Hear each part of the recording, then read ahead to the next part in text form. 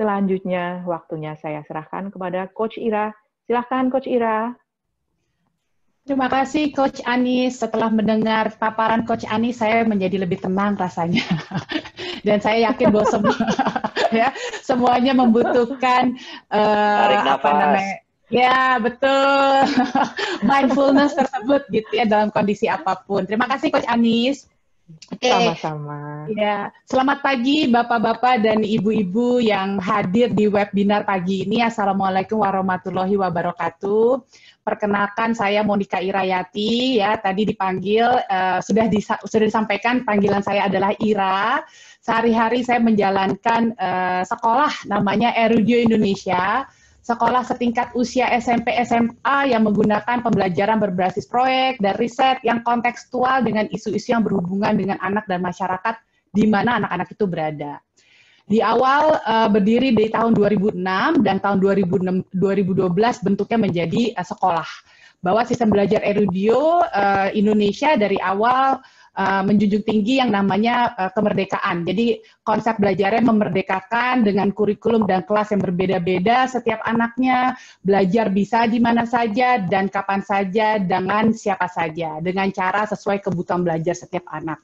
Nah, sebelum pandemi sekolah kami sering dianggap aneh ya, tapi terlepas dari apapun yang tadi disampaikan oleh Coach Zul dan Coach Anis mengenai kondisi sekarang, ada juga manfaatnya ya. Alhamdulillah semenjak pandemi ini justru pendidikan yang memandirikan anak belajar itu yang dibutuhkan. Jadi sekolah kami tidak lagi sering dianggap aneh, malah dibutuhkan untuk selalu sharing, untuk selalu men-sharingkan best practice yang kami lakukan.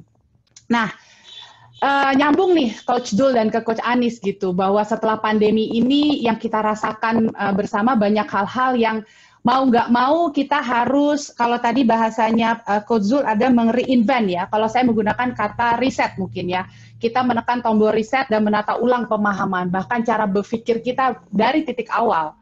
Demikian terjadi juga di dunia pendidikan, khususnya dunia persekolahan yang utamanya banyak sekali tantangan-tantangannya. Boleh next? Boleh next ya, gitu. Jadi tantangan-tantangan yang kita hadapi saat pandemi ini gitu. Kemandirian belajar jadi kunci gitu. Namun boleh next lagi. Next lagi dan ya next lagi boleh. Bahwa banyak sekali tantangannya. Balik lagi bicara tentang kemandirian belajar itu jadi kunci gitu. Namun terbukti bahwa sistem pendidikan persekolahan kita secara umum tuh tidak membuat anak-anak kita terbiasa belajar mandiri gitu. Orang tua yang biasanya tidak terlibat proses belajar anaknya dan menyerahkan sepenuhnya ke sekolah, jadi nggak siap gitu dan gagap menjalankan perannya. Sepertinya itu tadi disampaikan, was-was dan cemas gitu harus menggantikan peran guru. Belum bicara teknologi gitu yang selama ini masih digunakan hanya sebagai alat pendukung gitu ya, bukan sebagai bagian yang terintegrasi dalam proses belajar anak-anak. Nah, dengan perubahan yang sangat cepat ini, dalam hitungan hari bahkan, tentunya banyak hal yang kemudian harus disiapkan gitu ya. Kalau tadi restore gitu ya istilahnya Coach Zul ya. Khususnya terutama kemandirian anak-anak kita belajar. Jadi membuat anak mandiri belajar itu jadi penting sekali. Nah, keresahan orang tua menjadi bertambah-tambah karena merasa anak-anak kita tuh kehilangan momen belajar yang seharusnya didapatkan melalui jalur sekolah. Jadi merasa kehilangan belajar di sekolah. Nah, sebelum kita eksplor lebih jauh tentang tujuan belajar, coba kita lihat apa itu sekolah ya. Boleh next? Jadi sekolah yang saat ini masih dianggap sebagai satu-satunya tempat yang paling tepat untuk anak-anak kita belajar. Nah, sekarang kita coba lihat tujuan belajarnya gitu di sekolah-sekolah. Sampai hari ini secara umum sekolah-sekolah masih mengacu kepada tuntutan spesifikasi kompetensi industri gitu ya. Dari ijazah dan sebagainya tuh disesuaikan dengan kompetensi yang dibutuhkan oleh industri. Nah, industrinya berubah. Tentu spesifikasi dan kompetensinya juga berubah dan perubahannya sangat dinamis gitu. Hari ini ada, besok bisa jadi nggak ada. Kan cepet banget ya, sehingga kompetensi industri itu susah untuk dijadikan patokan sebagai tujuan belajar gitu. Sehingga sudah barang tentu sekolah dengan kurikulum yang sangat rigid dan kaku itu akan sulit mengimbangi dengan perubahan-perubahan yang terjadi gitu. Nah, mau tidak mau, tujuan belajar harusnya membantu anak-anak kita nih supaya bisa terus beradaptasi, gitu ya, agile gitu, dan dimampukan untuk bisa belajar, untuk belajar hal-hal baru. Itu ada suara masuk ya. Ya. Nah, kalau dulu, saya teruskan saja ya. Ya. Kalau dulu industri membutuhkan profil pekerja yang patuh dan tunduk terhadap SOP, saat ini industri modern membutuhkan profil SDM yang sebaliknya gitu. Mampu beradaptasi yang saya katakan dan mampu terus-menerus memperbarui keahliannya. Karena kan keahliannya berubah-ubah gitu ya, kompetensinya berubah. Nah, lalu sekarang di era COVID nih seperti sekarang. Tiba-tiba nggak tiba-tiba sih, tapi ya betul gitu. Tiba-tiba semua orang merasakan ada hal lain yang lebih penting sebagai tujuan hidup selain bekerja gitu. Yaitu apa? Kebahagiaan gitu. Bahkan sekarang beberapa negara sudah memasukkan Index of Happiness sebagai ukuran kesejahteraan kan ya. Dan UNESCO melakukan kampanye untuk memasukkan bahkan happiness sebagai tujuan pendidikan. Makanya mereka mengkampanyekan yang namanya Happy School Project gitu ya, sudah diterapkan di banyak sekolah.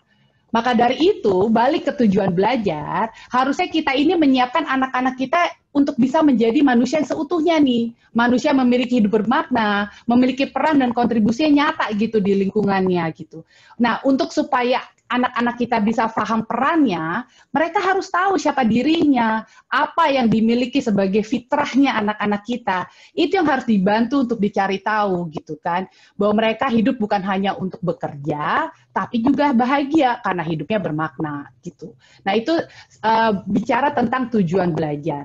Bicara tentang bagaimana menyiapkan anak-anak kita bisa produktif sesuai zaman tentunya, jangan patokannya zaman kita gitu ya. Dan kemudian menyiapkan anak-anak kita bisa menjadi anggota masyarakat yang bisa berkontribusi dan juga bisa membantu anak kita agar bisa menjadi manusia seutuhnya karena tahu gitu perannya apa gitu, bahagia karena hidup bermakna. Nah, itu kan secara konsep pertanyaannya gimana mempraktekkan pembelajaran secara produktif tadi. Boleh next? Boleh next? Ya, next lagi.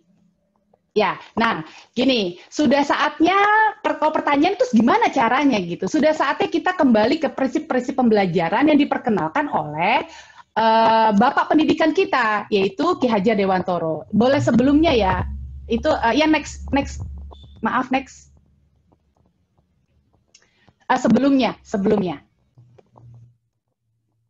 Jadi prinsip-prinsip pembelajaran diperkenalkan oleh Ki Hajar Dewantoro. Setiap tahun kita rayakan, setiap tanggal 2 Mei kita rayakan. Tapi seringnya kita lupakan gitu ajaran-ajarannya.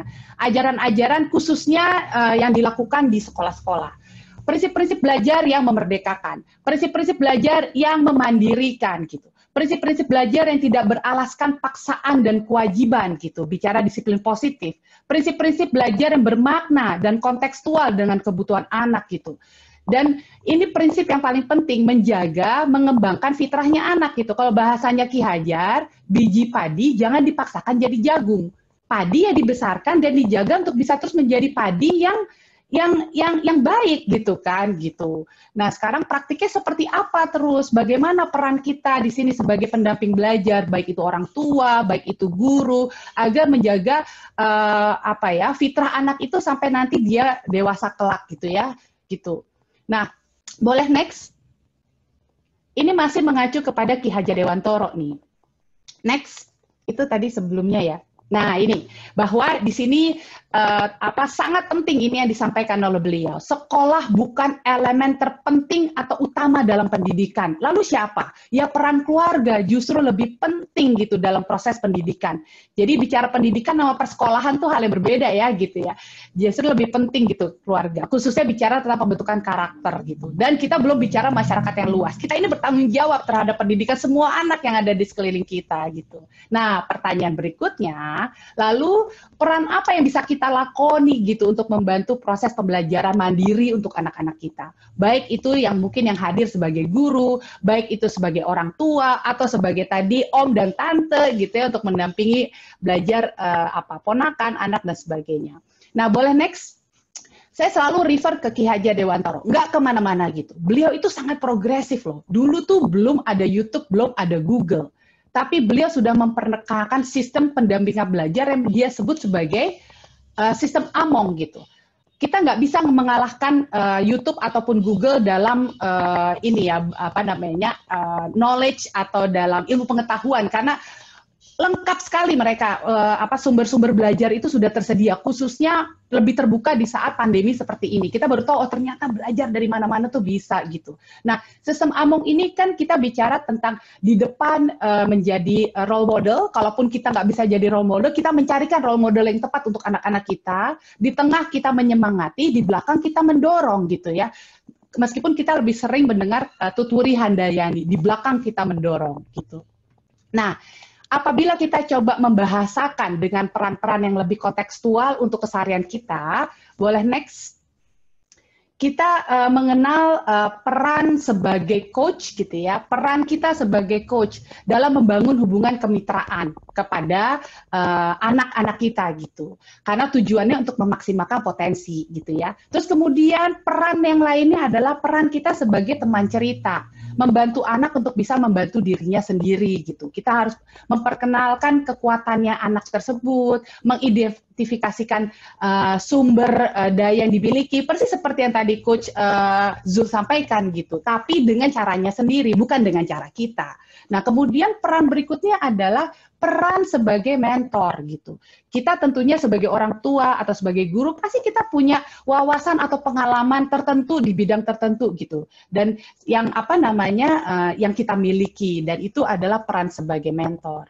Nah, hendaknya peran-peran ini bisa kita lakoni sesuai kebutuhan anak gitu. Biasanya nih ya, orang tua akan mengalami challenge atau kesulitan yang cukup gitu ya, meresahkan di saat kita harus menggunakan topi sebagai coach atau teman cerita gitu. Kenapa? Karena banyak sekali ekspektasi di kita. Kalau anak saya mengatakan, Bunda nggak usah ngomong apa-apa, melihat istilah gerakan gestur saya aja kayaknya udah penuh dengan ekspektasi. Padahal saya bilang enggak gitu kan. Karena pada saat menjadi coach atau menjadi teman cerita, yang dibutuhkan itu adalah kondisi kita netral melihat anak gitu. No judgment, no expectation. Nah, itu biasanya menjadi problem gitu ya untuk kita nih sebagai orang tua. Untuk guru iya, tapi tidak seberat menjadi orang tua atau orang-orang yang punya keterikatan emosional tertentu gitu dengan yang kita dampingi. Nah, saat peran kita menjadi mentor, itu akan rasanya lebih mudah ya, rasanya lebih mudah. Karena kita rasanya jadi lebih tahu gitu. Kalau kita mau mengajarkan memasak kepada anak, karena saya tahu cara memasak.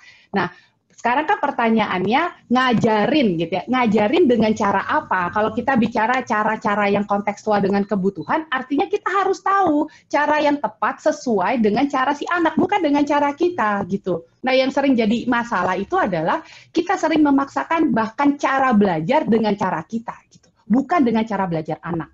Nah, gitu. Nah, semua ini seperti tadi bicara mindfulness, ini membutuhkan latihan gitu. Karena bicara belajar bermakna, itu adalah di saat anak tahu alasan kenapa dia membutuhkan belajar hal tersebut. Bukan karena kewajiban.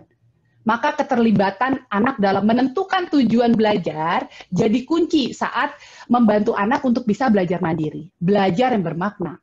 Nah, maka dari itu, melalui kesempatan ini, saya juga akan mengajak gitu siapapun yang hadir hari ini untuk bisa belajar barengan gitu, untuk menyiapkan diri menjadi pendamping belajar anak supaya anak mandiri belajar. Yang disiapkan bukan anaknya, kitanya gitu, kitanya dulu yang disiapkan. Kita punya mindset yang tepat, kemudian untuk kemudian kita bisa memahami anak gitu. Nah, untuk yang boleh next. Boleh next? Next lagi. Ya, ini sebenarnya yang tadi saya next-kan ini sebenarnya adalah tools-tools yang nanti kita bisa gunakan di saat kita nanti di pertemuan berikutnya, apabila ada yang berminat, bisa kita belajar barengan gitu, untuk melakoni peran-peran tersebut dan menggunakan tools-tools yang bisa membantu melancarkan proses kita menjadi pendamping anak untuk bisa belajar bermakna. Boleh next, sedikit lagi, sudah selesai. Ya, nah untuk itu yang kita bisa tadi saya sampaikan, kita bisa belajar barengan untuk menyiapkan diri kita untuk bisa menjadi pendamping anak agar bisa menjadi mandiri belajar. Intinya itu saja. Mudah-mudahan apa yang saya sampaikan memberikan gambaran-gambaran yang dibutuhkan sebenarnya untuk membuat anak bisa mandiri belajar. Sehingga kita sebagai orang tua yang nemenin proses belajar nggak jadi cemas gitu. Karena belajar bermakna itu bukan belajar yang menjejal-jejalkan anak gitu. Nah, mungkin itu saja karena di sini sudah disampaikan. Mungkin bisa next ya. Ya, next. Ya, oh sudah, terima kasih. Berarti sudah selesai. Jadi itu tadi, mudah-mudahan apa yang saya sampaikan bermanfaat dan saya berharap kita bisa bertemu lagi untuk kita bisa belajar barengan untuk menjadi pendamping yang efektif untuk belajar, membuat belajar jadi bermakna.